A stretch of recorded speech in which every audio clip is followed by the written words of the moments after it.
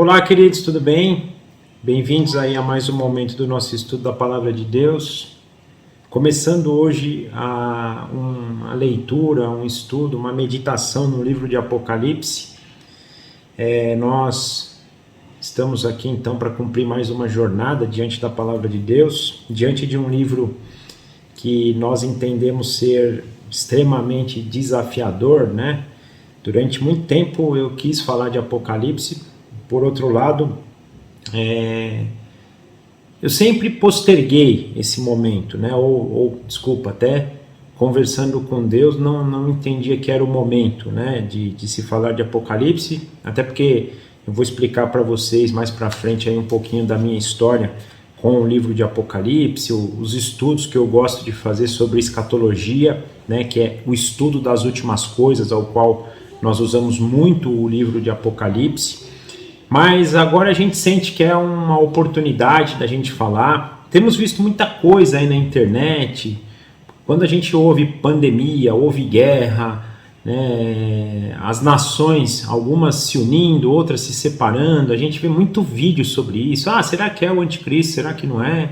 Isso faz parte do fim dos tempos? Não faz? Então a gente tem visto muita coisa e talvez seja um momento bom para a gente meditar, né, sobre então o livro de Apocalipse, com muita humildade, com muita submissão, com muita oração, para que Deus nos dirija, né, da melhor maneira possível, para que isso traga união, para que isso traga esperança ao nosso coração, não traga nenhum tipo de divisão, de discussão, de algo que possa aí prejudicar a nossa caminhada. Então, nosso desejo aqui com esse estudo é, com muita humildade, poder compartilhar um pouquinho dessa palavra, daquilo que Deus tem para nos apresentar, e principalmente que mais uma vez nós possamos ser transformados, né, e sair desse estudo mais parecido com o nosso Senhor Jesus Cristo, que é o grande propósito desse momento nosso, que a gente investe, né, para meditar na palavra de Deus. Amém? Então, nada melhor do que começar orando para entregar todo esse estudo e principalmente o estudo de hoje nas mãos do Senhor, pedir que o Espírito Santo nos dirija e que a glória de Jesus Cristo possa ser revelada então por meio do que nós vamos meditar hoje. Papai, nós nos apresentamos diante do Senhor mais uma vez.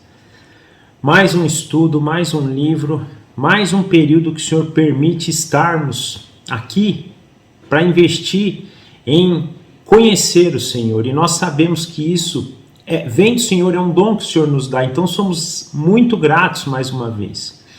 Nós pedimos muita humildade nesse momento, nós pedimos muita submissão ao Senhor, ao seu Santo Espírito, porque só o Senhor tem capacidade de nos revelar as profecias que o Senhor faz, de abrir os nossos olhos para a verdade, de abrir o nosso entendimento para que isso traga transformação, esperança, santificação na nossa caminhada. Então nós nos apresentamos diante do Senhor com essa humildade muito grande e deixando ou pedindo para que o Senhor transforme o nosso coração, deixe o nosso coração ser transformado, que a sua palavra ministre o nosso coração na tua direção, no teu conhecimento, na tua glória, para que cada vez mais nós possamos parecer com Cristo. Por favor, tanto na aula de hoje, tanto no estudo de hoje, quanto por toda essa caminhada, por mais esse livro que estaremos meditando, o Senhor nos dirija, o Senhor seja o centro, o Senhor seja o comandante de todas as coisas. Por favor, dirija a mim, dirija a todos os nossos irmãos que vão assistir, para a glória do teu santo nome. É o que nós te pedimos e te agradecemos em nome do nosso Senhor Jesus Cristo. Amém. Então, gente, como a gente faz em todos os livros que a gente tem meditado, nós vamos começar nessa primeira aula, nesse primeiro encontro, com uma introdução sobre o livro de Apocalipse. Então, para isso, eu gostaria de começar lendo os versículos de 1 a 3 do capítulo 1. Então, Apocalipse 1, dos versículos 1 a 3. E a palavra de Deus nos diz assim: revelação de Jesus Cristo, que Deus lhe deu para mostrar aos seus servos o que em breve há de acontecer.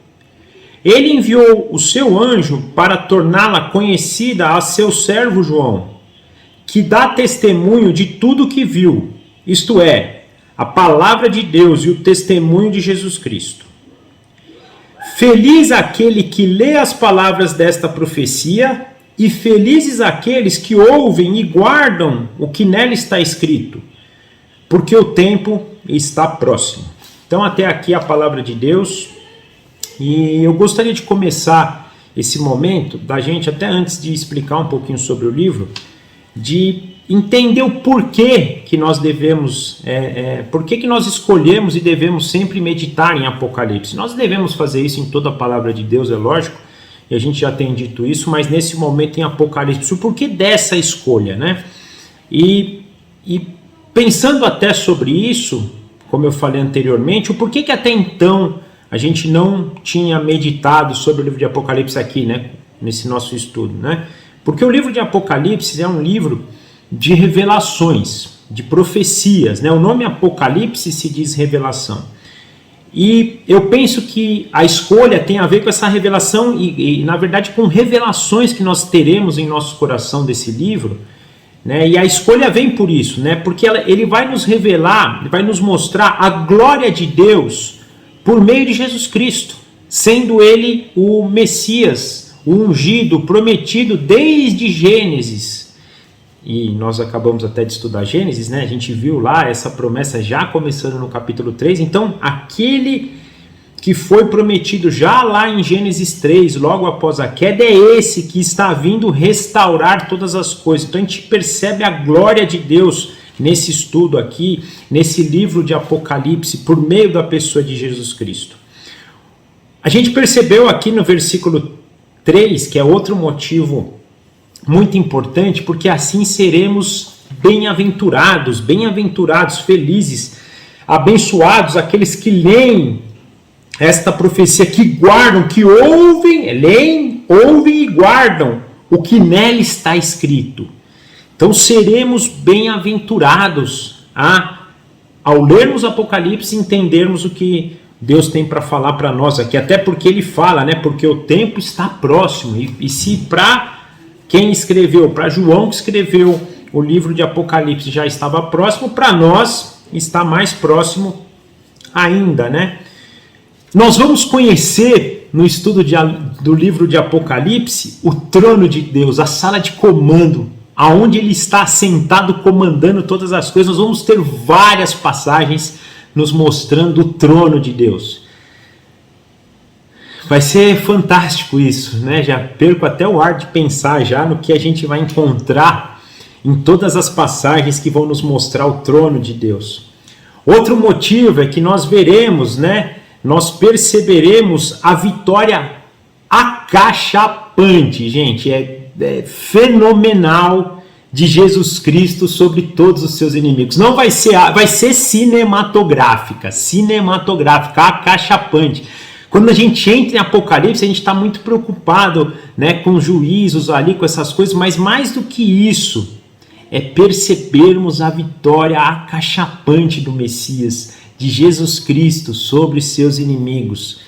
Isso é fundamental quando a gente olha para Apocalipse, a gente entrar com essa visão, muito mais daquilo que pode estar acontecendo de forma negativa, e a gente vai ver muita coisa acontecendo de forma negativa, principalmente quando Deus derrama os seus juízos, né, sobre a terra. A gente perceber a vitória, o poder daqueles que têm seu nome escrito no livro da vida, que com Cristo, junto com ele, vão ser vencedores. Essa vitória que é a cachapante de Cristo vai ser a nossa vitória cachapante também contra todos os inimigos, né?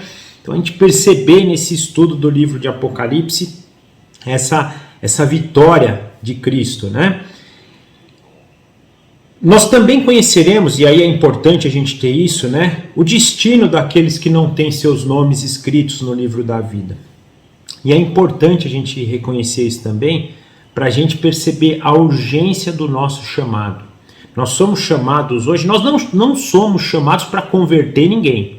Nós somos chamados para testemunhar de Jesus Cristo e permitir com que o Espírito Santo trabalhe quem ele escolheu.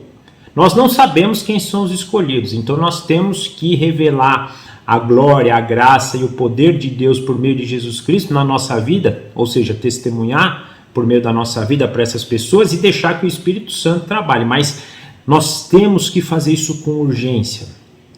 O fim está próximo. Essas coisas, as profecias estão próximas de se cumprir.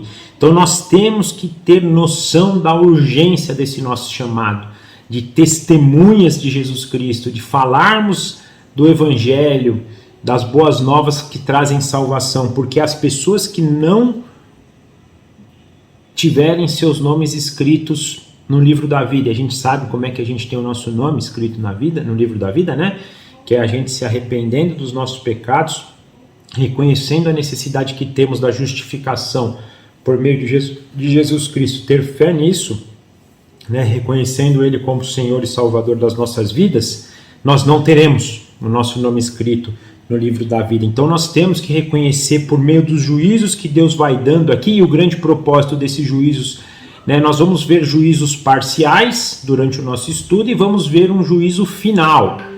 Os juízos parciais têm o objetivo de trazer o povo ao arrependimento, e nós faremos parte disso, de ajudar, de ser ferramentas de Deus por muitos momentos, para trazer arrependimento, para trazer não, né? Quem traz é Deus, mas para falar da necessidade do arrependimento e deixar que Deus então trabalhe no coração dessas pessoas, porque o fim deles, e a gente vai estudar também,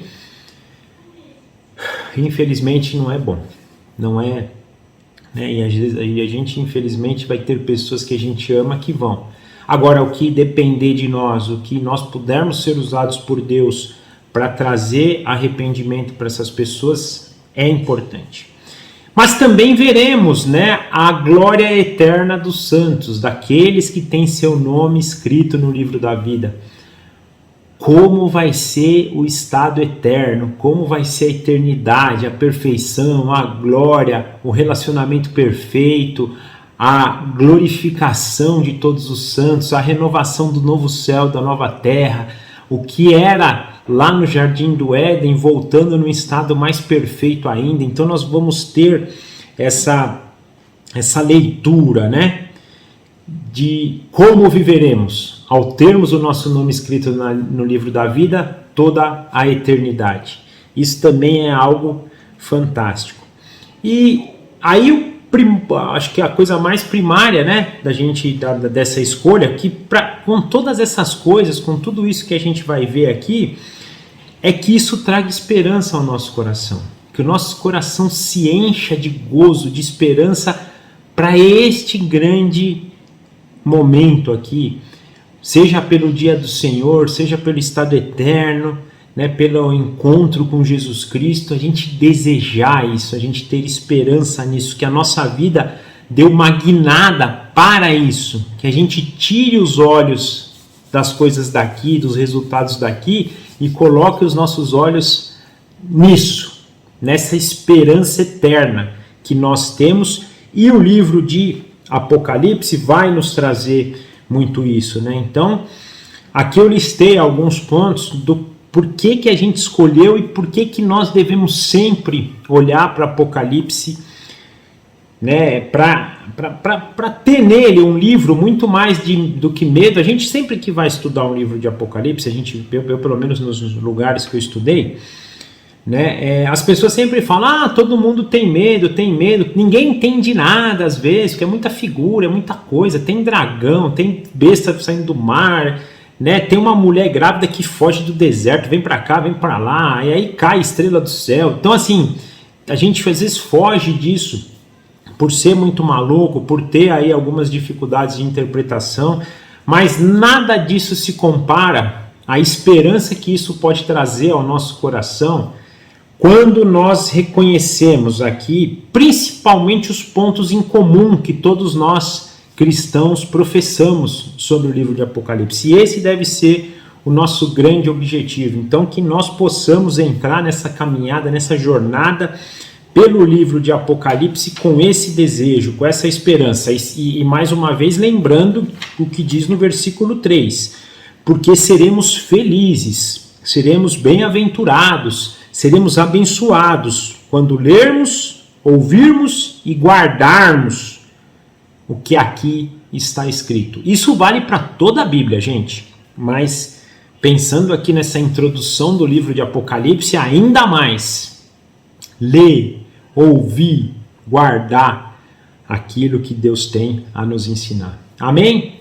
E aí, nessa procura aí, onde eu tenho usado aí como base, eu encontrei um texto numa Bíblia aqui que eu tenho de estudo, fantástico, que eu queria ler com vocês, queria compartilhar, porque a hora que eu li esse texto mexeu comigo e eu acho que deve mexer com a gente também. É um texto escrito por Stormie Omartian, creio que seja assim que fala, né?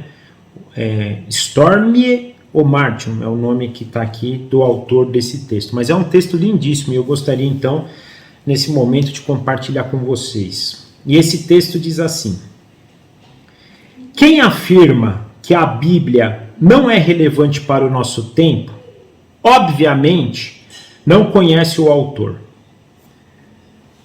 Essas pessoas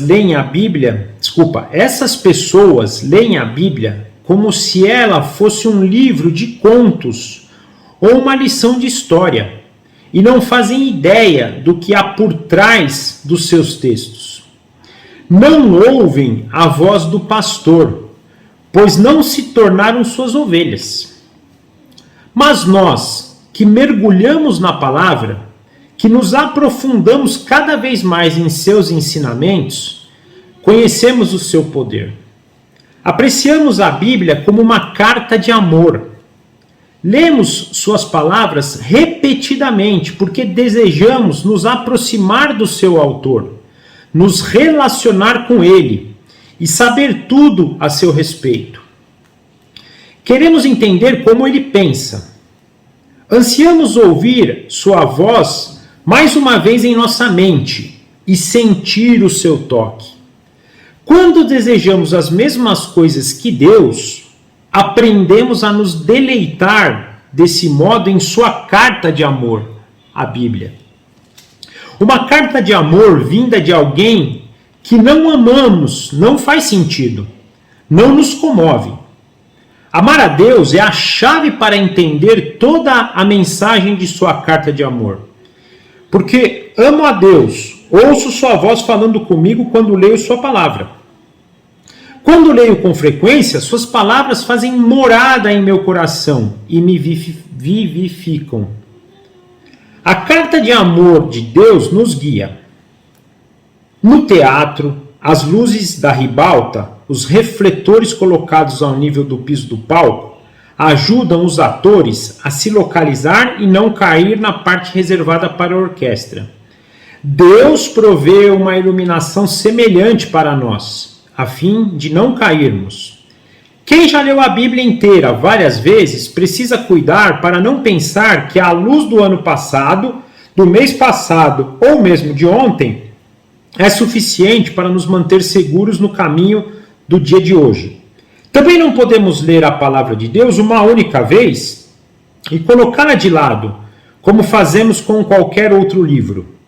A luz que recebemos da sua palavra deve ser renovada, revitalizada e restabelecida firmemente a cada dia.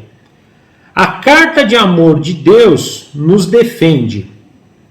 Quando Jesus foi tentado por Satanás no deserto, refutou todas as propostas do inimigo com a palavra de Deus. Mateus 4:4. Se o próprio Filho de Deus recolheu as Escrituras desse modo, certamente devemos fazer o mesmo. A única maneira eficaz de dissipar as trevas do engano é ter a palavra de Deus em nossa mente, em nosso coração e em nossos lábios. Ela é a espada de dois gumes, mais poderosa do que qualquer outra arma que a oposição possa usar contra nós. Quem não precisa desta proteção? A carta de Deus nos dá a esperança. Mesmo nos momentos mais desesperadores de nossa vida, a palavra de Deus nos ilumina e conforta. Se você está desesperado, enfrentando perdas, enfermidades ou tentações, torne a palavra de Deus uma presença constante em sua vida. Deixa fluir por todo o seu ser e vencer todo o seu desespero. Anseie pelos ensinamentos de Deus com quem anseia por alimento e água.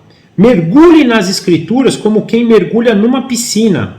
Vista a palavra de Deus como quem veste uma roupa. Entrelace-a com a sua alma para que ela não torne parte do mais profundo... Entrelace-a com sua alma para que ela se torne parte do mais profundo do seu ser. Então, em vez de arrastar mais os pés ao longo do caminho, você dançará nas luzes de ribalta. Gente, esse texto nos mostra, então, algo que a gente deve guardar no nosso coração, que nós estamos lendo uma carta de amor, uma carta de alguém que nos ama e está escrevendo para nós, para que nós possamos conhecer do seu amor e assim ser transformados por ele. E aí, sendo transformados por ele, também podermos compartilhar isso com os nossos irmãos. E creio que o autor dessa Bíblia colocou esse trecho aqui bem no começo do livro de Apocalipse para nos dar essa esperança de que, mais do que tudo, a gente possa ler o livro de Apocalipse com essa luz, a luz de alguém que nos ama, e está por meio deste livro nos dando esperança para continuarmos diante das provações da vida, diante das dificuldades, diante daquilo que a gente pode enfrentar aí na nossa caminhada, com fé de que um dia nós estaremos em estado perfeito. E é a busca, creio que, de todo ser humano, né? Ter um estado perfeito, e nós já temos essa garantia, só estamos aguardando, e quando ainda estamos aguardando, devemos viver da melhor forma com isso. Antes de falar um pouco do livro, eu queria falar das minhas experiências com a escatologia, né? Escatologia, então, é estudo das últimas coisas, né? Escatos, né? Tem a ver com últimos em grego lá, últimas coisas, logia de estudo, né? Então, estudo das últimas coisas, estudo do fim dos tempos. Eu comecei essa caminhada mais ou menos uns 5 anos atrás, quando numa pregação eu vi alguém falando sobre orarmos por paz em Jerusalém. Então, na pregação o cara falou: devemos orar por paz em Jerusalém, e aí fez toda a explicação usando, né, a escatologia. Aquilo me chamou a atenção e fui, então, buscar um pouco mais. E nesse período de 5 anos que eu já venho estudando sobre escatologia, eu já me deparei com muitas coisas. Então, e nós vamos perceber, depois eu vou falar um pouquinho aqui de algumas possibilidades de interpretação, o que acaba trazendo algumas divergências entre algumas linhas de pensamento. Quando a gente vai buscar isso como objeto de pesquisa, a gente vai encontrar muita coisa e coisas diferentes. Eu comecei, por exemplo, esse estudo vendo uma semana teológica. É uma semana que chama, tem na internet se vocês quiserem assistir, né, Encontro da Fé Reformada, de uma igreja presbiteriana em Goiânia. É uma semana de encontro, né? E eles falam lá então sobre escatologia, não só sobre Apocalipse, fala também de Apocalipse, mas fala de escatologia como um todo, né? Então lá eu tive uma primeira experiência sobre isso. Eu vou explicar depois o que é também, alguns termos, mas só para que vocês já comecem a se familiarizar. Lá eles têm uma ênfase muito no amilenismo. Então, nesse primeiro momento, o contato foi com uma linha mais amilenista. Naturalmente, por ser uma linha, por estar próximo ali da Igreja Presbiteriana de Goiânia, eu acabei caindo aqui na Igreja Presbiteriana de Pinheiros. Aí vi uma série, primeiro um único vídeo do Hernandes Dias Lopes, que ele faz um panorama bíblico do livro de Apocalipse, né? Na verdade, ele e o pastor Arioval, que é outro pastor daqui, eles fizeram um panorama bíblico da Bíblia inteira, e o Hernandes Dias Lopes falou sobre o livro de Apocalipse. Então lá também tive essa oportunidade, e depois ele fez numa escola bíblica lá da Igreja de Pinheiros uma série sobre o livro de Apocalipse. Lá ele faz sobre Daniel, que também tem muito a ver com escatologia, e faz também, né, do livro de Apocalipse com uma vertente também amilenista. Tive a oportunidade de ver, se não me engano o nome do rapaz é Leandro Quadros, da Igreja Adventista do Sétimo Dia, também tem uma série sobre isso. Eu faço um curso aqui que eu estou vendo várias coisas. Eu vi escatologia há um tempo atrás, né? Já numa linha pré-milenista histórica, que a gente chama, né? Lá eles têm um uso, e é bem legal, eles se baseiam, esse curso que eu fiz, quem deu foi um rapaz chamado Vitor Vieira, homem de Deus, fantástico estudo também, só que para essa linha mais pré-milenista histórica. Ele usa como base um material de uma igreja americana chamada iHope, que, né, o seu pastor líder lá é um rapaz chamado Mike Pickle, e ele fez um material que ele separa 150 capítulos da Bíblia que falam sobre o fim dos tempos. Então ele apresenta, não que sejam os únicos, não é isso, ele fala que mais da metade do capítulo fala sobre o fim dos tempos. Então ele separou 150 capítulos bíblicos, acho que é 150 redondo, agora eu não me recordo, eu sou ruim de número, mas é mais ou menos isso, tá? E o Vitor Vieira, inclusive o Vitor Vieira está lá hoje trabalhando nessa igreja, é um rapaz fantástico. Ele tem um livro chamado Escatologia Básica, eu comprei, li o livro dele também, muito bom, né? Tem um encontro que aconteceu, nós vamos ter um tema quando a gente chegar lá, e às vezes a gente vai estar sempre ligando disso, que é sobre o milênio, que é esse negócio que eu falei de amilenista, pré-milenismo, amilenismo, pré-milenismo, pós-milenismo.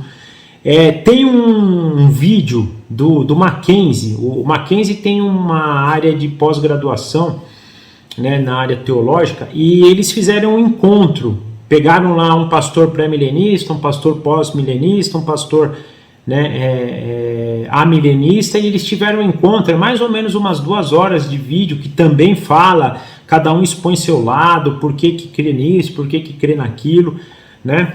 Então também foi um vídeo que fez muito, né, a referência para mim.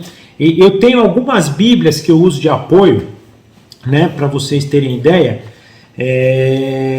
bíblias comentadas, né? Então eu tenho essa bíblia aqui do Charles Ryrie, que é uma, né, ela tem uma visão um pouco mais pré-milenista. Um livro que eu uso bastante também, esse aqui, ó, Teologia Sistemática.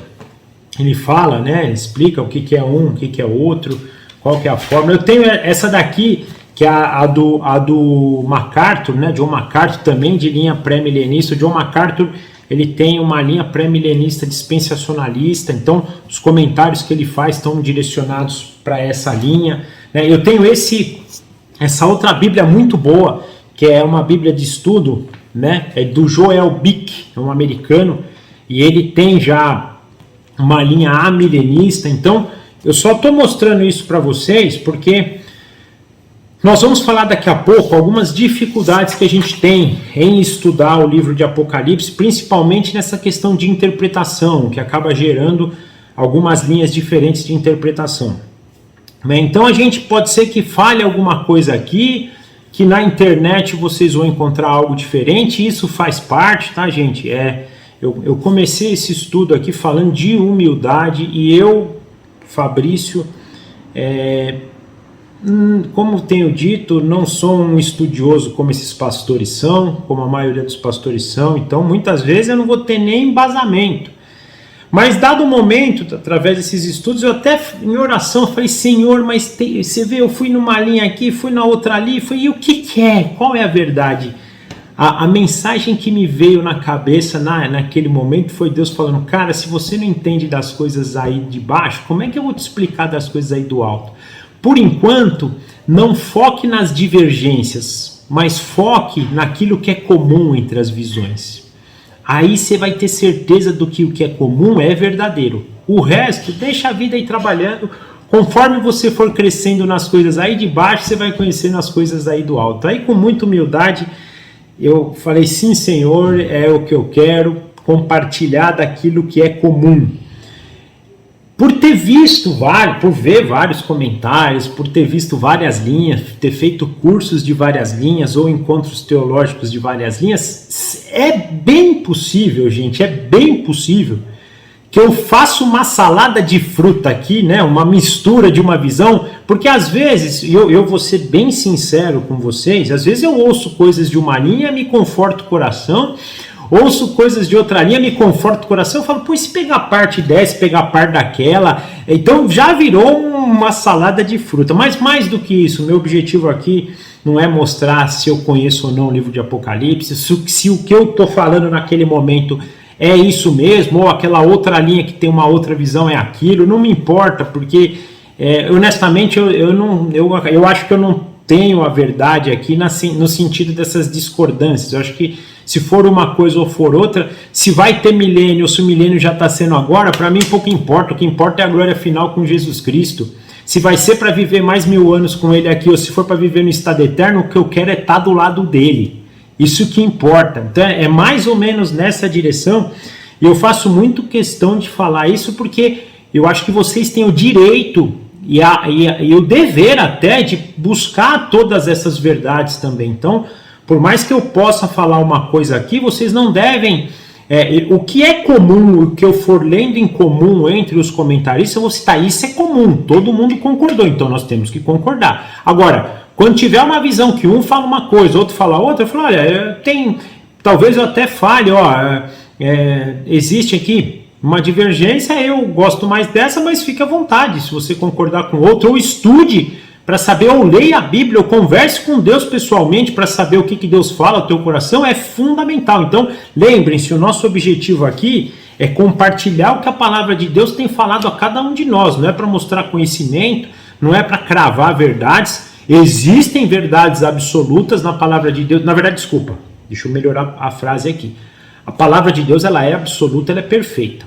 Nós, às vezes, pela nossa limitação, criar algumas divergências. E aí, pode parecer que o que é absoluto para um não é para outro, mas não é problema da palavra de Deus que ela é absoluta. Eu digo nós como seres caídos, finitos, tentando entender o Deus infinito. Ou seja, como Deus falou para mim, você não sabe das coisas aí de baixo, cara.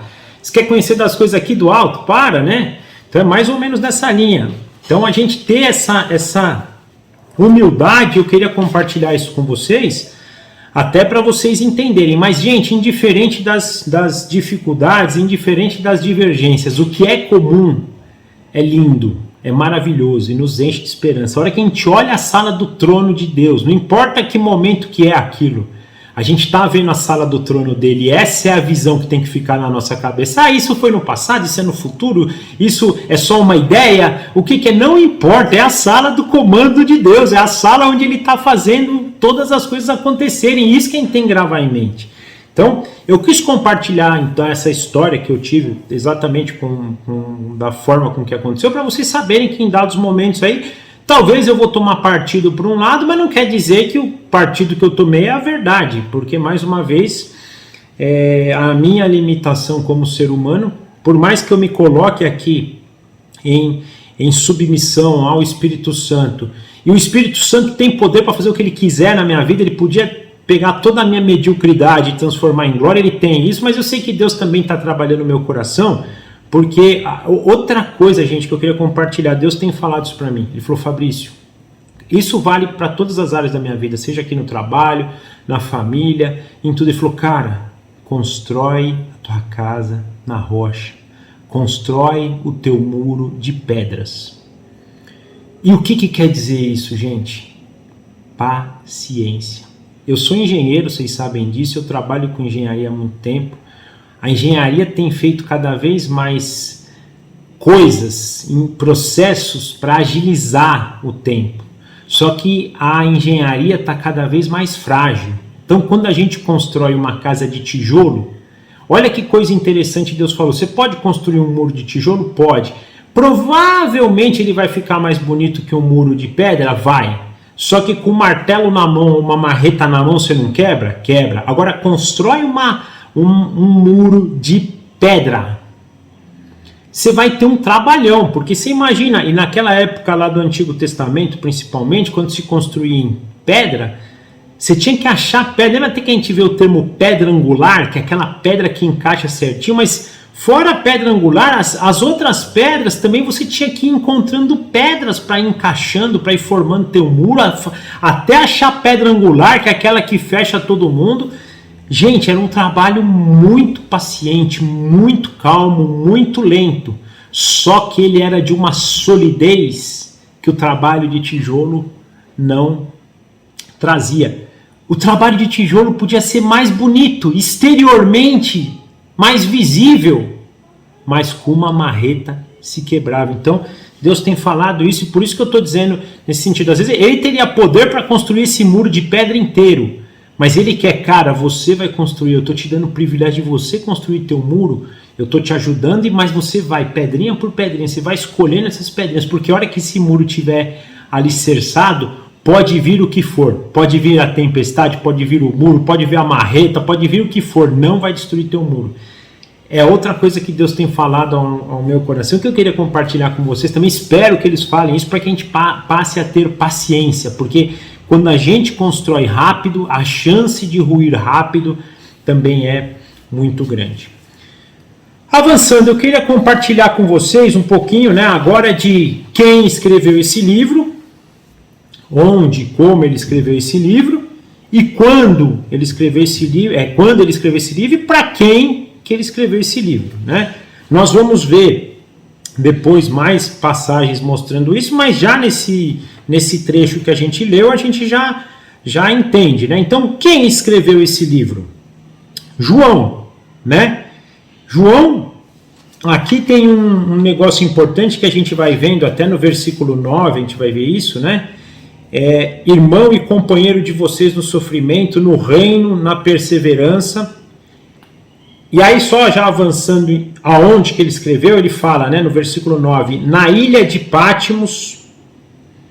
E por que ele estava na ilha de Patmos? Por causa do testemunho, né, e da palavra de Deus, o testemunho de Jesus Cristo por meio da palavra de Deus. Então, quem escreveu, a gente tem aqui como João o apóstolo. A gente vai ler nos comentários, alguns quase que um consenso que é João, pode alguma linha ou outra defender não ser o João apóstolo.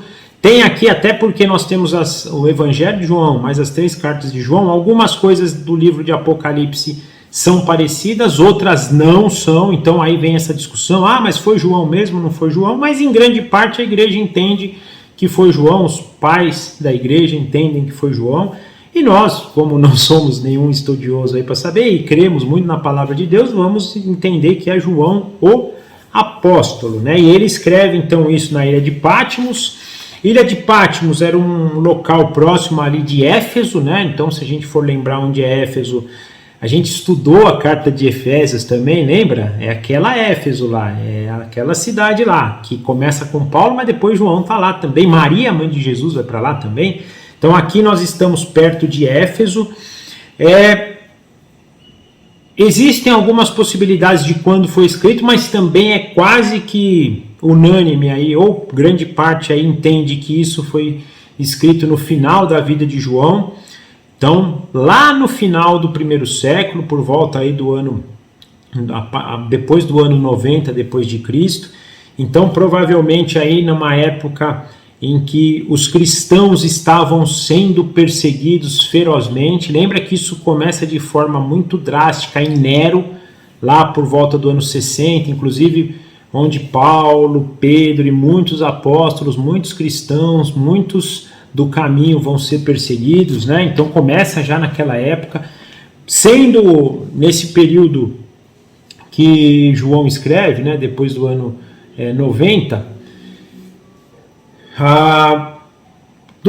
dois pontos que a gente vai ter que ter em mente, né? Jerusalém já tinha sido destruída e principalmente que ele vivia sob o domínio, provavelmente aqui na Roma o imperador era Domiciano, alguém que também se colocava no papel de Deus, queria ser adorado como Deus e perseguia quem não adorasse ele. Então, imagina aqui que os cristãos estavam sendo extremamente perseguidos, né? E aí já nos dá uma indicação para quem que ele escreveu. Ele escreveu então para aqueles primeiros cristãos ali. Nós vamos até ver a menção das 7 igrejas aqui daquela região, 7 igrejas da Ásia, né? Nós vamos estudar muito sobre elas, né? Éfeso, Esmirna, Pérgamo, Tiatira, Sardes, Filadélfia e Laodiceia, para os irmãos ali daquela igreja, mas também para todos os outros irmãos que estavam vivendo um momento de extrema perseguição, seus inimigos, né, devastando os cristãos. Um ponto importante, a gente vai perceber também nas cartas para as igrejas, algumas falsas doutrinas, alguns falsos apóstolos, profetas entrando na igreja. Então a doutrina dos nicolaítas, uma igreja que tem uma mulher chamada Jezabel, que estava desviando o povo de Deus. Então a gente já percebe heresias entrando na igreja, então também vai servir para exortação, para atenção da igreja nesses pontos, mas principalmente para trazer esperança para esses primeiros cristãos que estavam sofrendo, né, com grande perseguição, e muitos deles sucumbindo a isso. E João tem o propósito de falar para eles: sede firmes, perseverem. E para isso a esperança é o motivo, é o combustível para essa perseverança. Então ele quer dar um incentivo, um combustível para que eles perseverem diante de todas as dificuldades. Então, para a gente entender o livro de Apocalipse, isso vai ser importante. João, um apóstolo e escritor, né, ou a gente assumindo essa posição de João, um apóstolo e escritor, escrevendo então lá para o final do primeiro século, para esses crentes, em princípio, em primários, as 7 igrejas, mas também para todos os crentes daquela época, que eram crentes que passavam por grande perseguição, né, muitos sucumbindo, e algumas falsas doutrinas já entrando na igreja. Nós percebemos aqui que ele escreve como isso? Ele escreve isso com formato de profecia. Ele fala aqui até no versículo 3. Feliz aquele que lê as palavras desta profecia. Tem uma discussão, né, sobre uma literatura apocalíptica, uma literatura diferente, por exemplo, de parte do livro de Daniel, né, a segunda parte de Daniel e Apocalipse, por exemplo, dos profetas, né, do que os profetas tinham. Normalmente os profetas tinham que chamar o arrependimento ali, mas indiferente disso, eu acho que tanto os profetas, lá no Antigo Testamento, em sua grande parte, tinham o propósito de chamar a atenção do povo para o arrependimento. Nós vimos isso no nosso estudo de Isaías, né? Os profetas tinham esse propósito, e em dados momentos também davam exortações e nos incentivavam com falas, com profecias sobre os últimos tempos também. Aqui também, mas para o outro lado, nesse sentido, né, de mostrar para os santos a vitória, como Daniel, quando o povo está na Babilônia, faz também no seu livro, mostrar para aquele povo que tinha uma esperança, que apesar de todo sofrimento, que apesar das perseguições, de uma possível vitória dos teus inimigos, isso não tinha nada a ver com o plano de Deus, e o plano de Deus era muito maior, e que no final Deus ia ter uma vitória acachapante. Do mesmo jeito que a gente vê em Daniel, nós vamos ver em Apocalipse. Mas é profecia, porque é algo que vai acontecer no futuro, né? Pelo menos nós vamos também ter alguma coisa divergente aí nesse sentido, mas a gente entende em grande parte que grande parte vai ser no futuro, até porque o novo céu, nova terra, a segunda vinda de Cristo, né? Essas coisas mais importantes ainda estão para acontecer. Mas aí, avançando, nós vamos perceber que no estudo do livro de Apocalipse nós vamos ter algumas dificuldades de interpretação, tá? Primeiro, uma primeira dificuldade, porque a gente tem algumas linhas de pensamento em relação ao momento do acontecimento. Então nós temos uma linha que é chamada de preterista, que diz que essas coisas já aconteceram no passado. Então as profecias, em sua grande parte, já aconteceram lá no passado. Tem a linha futurista, que é uma linha de que vai acontecer, as profecias desse livro ainda vão acontecer, então são coisas do futuro, futuristas o nome diz. Tem uma linha histórica, que quando eu leio os comentaristas falando do que seria a linha histórica, na minha cabeça vem em mente assim, algo que está acontecendo no decorrer da história, vai ter o seu ponto de culminação final, já aconteceu coisas no passado, está acontecendo nesse período, principalmente entre a primeira e a segunda vinda de Cristo, né? E muitas coisas aqui são tipologias, né, dessa guerra que está acontecendo, né? Lembrando que tem uma guerra aqui na Terra, uma guerra celestial, e como é que essas duas coisas vão se acontecendo, vão né, se dando aí desses períodos, né? Então, o período mais histórico, e o idealista, que é aquelas pessoas que interpretam o livro como, por exemplo, uma briga entre o bem e o mal, uma tipologia, uma imagem, né, não é parábola, né, me fugiu o termo aqui, uma simbologia da briga entre o bem e o mal, né? Eu não perdi muito tempo estudando isso e não perco, até porque eu acho que, de novo, o nosso objetivo aqui é encontrar coisas comuns e não coisas que nos separam, mas é mais ou menos o que eu entendi do que eu estudei dessas 4 linhas. Depois vocês também podem ler aí, buscar na internet, ver em bíblias de estudo o que cada uma dessas linhas, né, vão ter.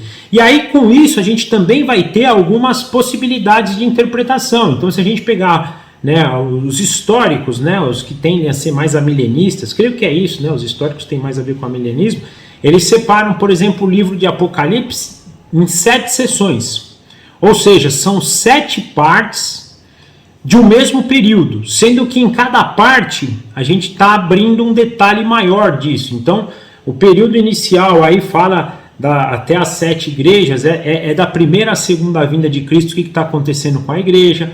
Depois um período dos selos, que tem a ver com o primeiro juízo aí, para arrependimento. Depois as trombetas, que é a parte de um juízo mais acentuado de Deus. Depois vem lá um período da história que até é interessante, que a gente vai estudar na época, né, que é a tríade do mal, a trindade do mal, né, Satanás, o falso profeta e o anticristo, né, o diabo querendo imitar Deus para ver se consegue chegar no poder de Deus, da mesma forma que é Deus Pai, Deus Filho e Deus Espírito Santo, ele tentando fazer uma tríade também,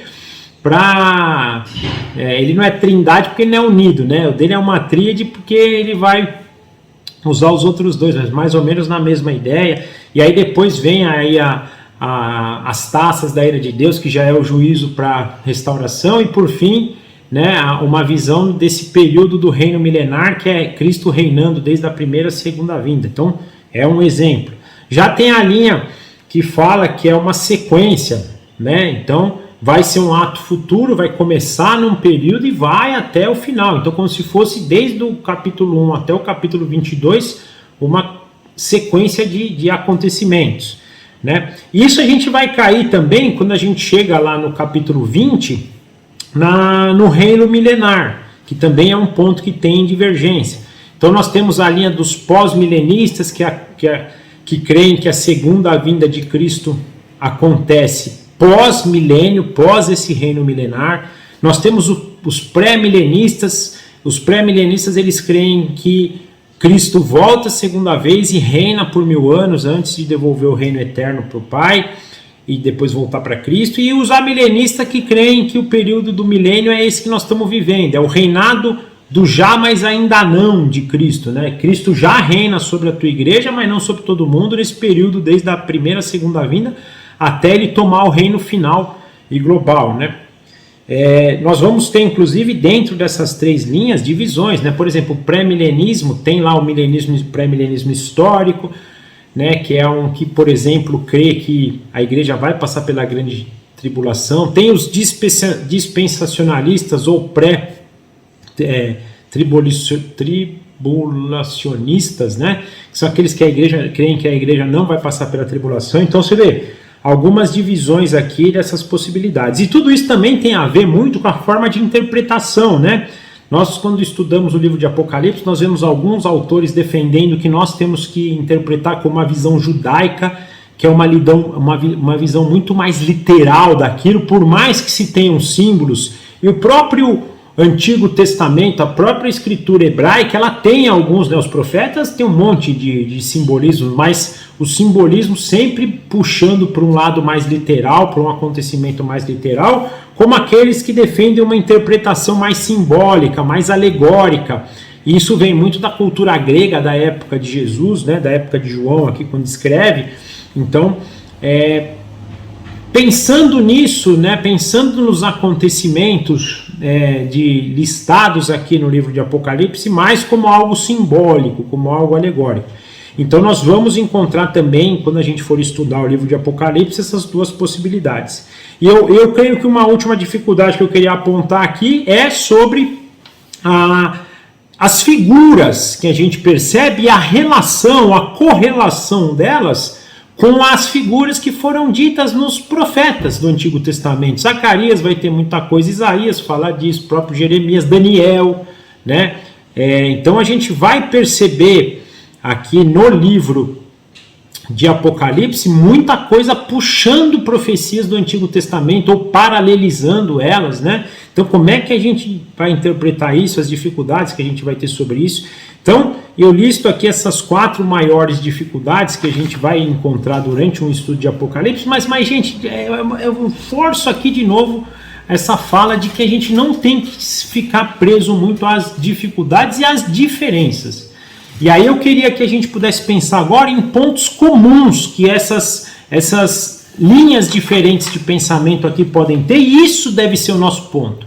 Isso que eu acho que Deus quer trabalhar no nosso coração, né? Os pontos comuns. Por exemplo, como eu disse inicialmente, a condenação dos ímpios. Uma coisa todos nós acreditamos, que os ímpios, aqueles que não têm seu nome escrito no livro da vida, vão ser condenados. Então a gente precisa olhar para Apocalipse e ver aqui que aqueles que não têm seu nome escrito no livro da vida, o que vai acontecer com eles? Qual que é o estado eterno deles? Trazendo em nosso coração, então, essa necessidade de urgência, esse senso de urgência no testemunho de Jesus Cristo como nosso Senhor e Salvador. Como também nós percebemos o estado eterno dos santos, que também todos creem, esse estado eterno revigorado, né? Revigorado, como é o termo mesmo? Restaurado, né? Glorificado, onde teremos um corpo glorificado, né?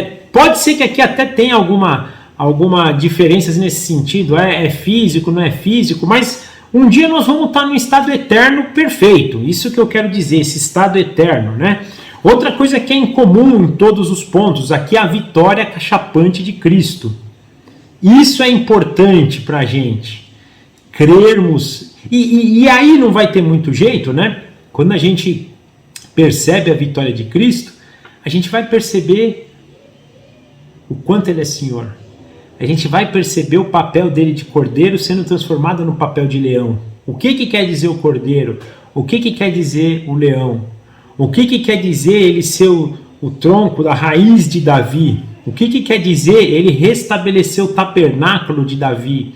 O que quer dizer ele esmagar a cabeça do dragão, da serpente, aquilo que foi prometido lá em Gênesis 3. Então, é a gente trazer isso em mente, a gente trazer esse poder, essa força, a gente reconhecer que um homem, e esse homem vive hoje, e esse homem é Jesus Cristo, ele vai fazer todas as coisas. É Deus, perfeitamente Deus, mas é homem, perfeitamente homem. E esse homem, perfeitamente Deus e perfeitamente homem, é o vitorioso, é aquele que num sopro vence seus inimigos. Isso tem que estar no nosso coração. E aí, a esperança, que todos nós cremos, que essa esperança é a fonte para perseverança. Talvez hoje a gente não tenha, a gente não tenha a mesma perseguição que os crentes da época de João tinham, mas talvez um dia a gente passe por isso. E se realmente passarmos pela grande tribulação?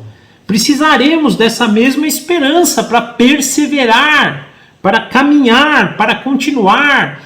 Nas 7 igrejas, quando Cristo escreve para as 7 igrejas, vamos perceber muito isso, que o prêmio pela vitória, o prêmio pela perseverança.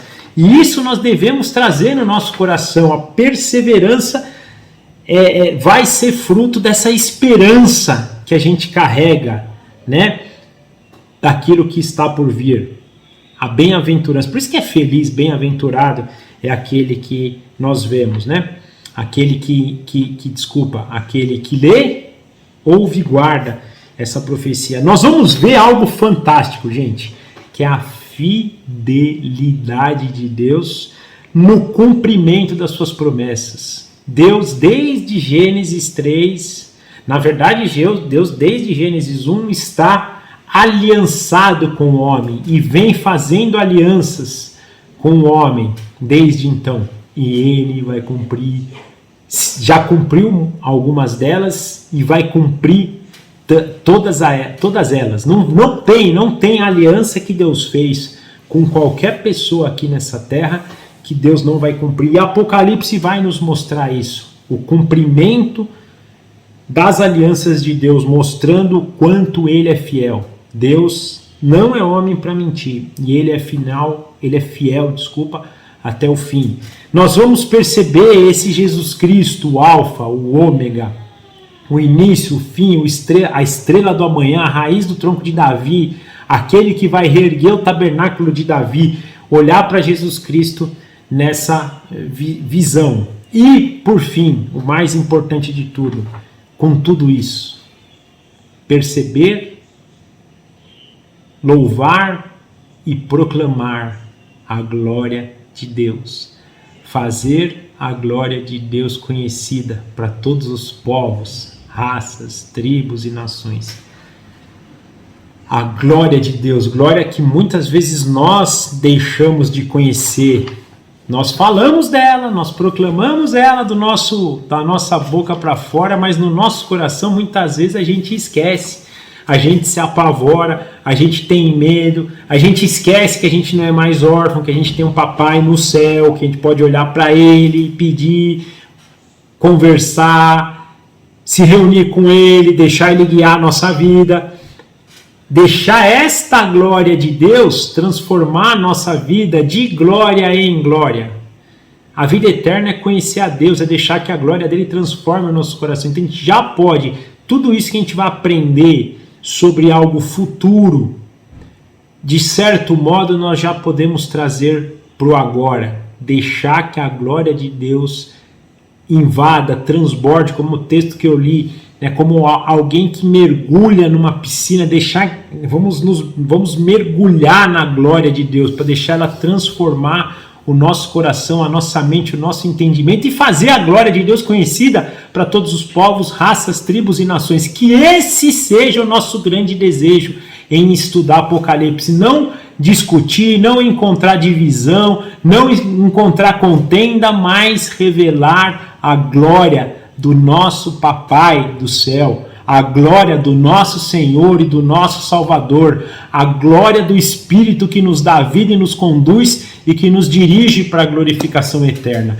Que esse seja o nosso desejo nesse momento, nesse encontro, nesse estudo do livro de Apocalipse, para a glória de Deus. Amém?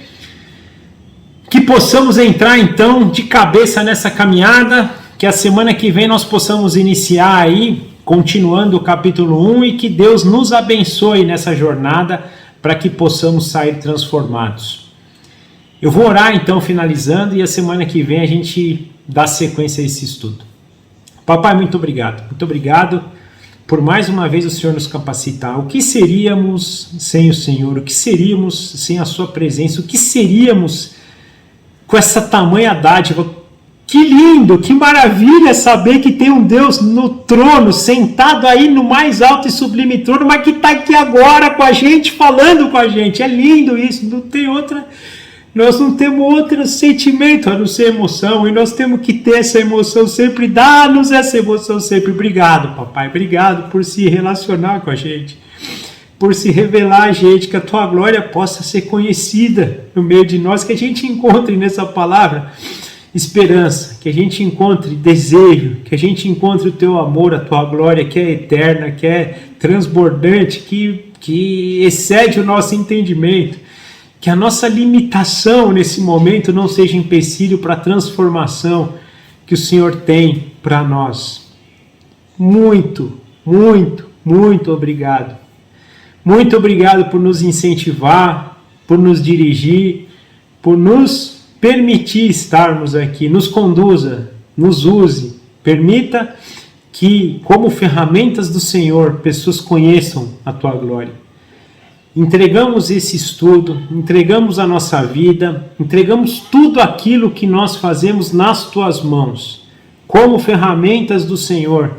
Nos dirija, nos permita conhecer, abra o nosso entendimento, quebranta o nosso coração, como o Senhor nos diz essa semana, eu falei aqui, nos permita construirmos muros de pedra, muros onde o inimigo não consegue entrar, que nenhum martelo quebra, que nós tenhamos paciência nessa construção, que nós tenhamos entendimento em construir algo sólido, firme, e essa construção é do Senhor.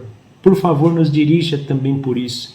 Nos conduz essa semana, que cada um de nós possamos viver mais uma vez para a glória do Teu santo nome, que a semana que vem possamos estar reunidos novamente, tudo isso para a glória do Teu santo nome.